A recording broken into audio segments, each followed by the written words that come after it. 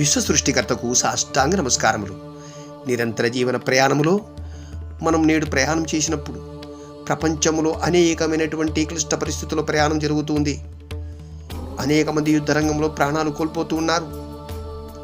ఏది ఏమైనా అశాంతి కూడుకున్నట్టు మనకు అవగతమవుతున్నది. మరి మనం ఏం చేయాలి? మనం చేయవలసినటువంటి కర్తవ్యం తప్పకుండా ప్రపంచ శాంతి గురించి పాటుపడాలి. మనం బ్రహ్మముహూర్తంలో లేచి తప్పకుండా ధ్యానం చేస్తే చాలా మంచిది. అందుగురించే భారతదేశంలో నిరంతరం కూడా యోగులు సత్పురుషులు అందరూ కూడా ధ్యానం చేస్తూనే ఉంటారు. లోక కళ్యాణం గురించి నిరంతరం పాటుపడుతూనే ఉన్నారు. మనం కూడా కనీసం 5 నిమిషములు మనం ధ్యానం చేసినట్టయితే ప్రపంచ శాంతి గురించి మనం ధ్యానం చేయాలి.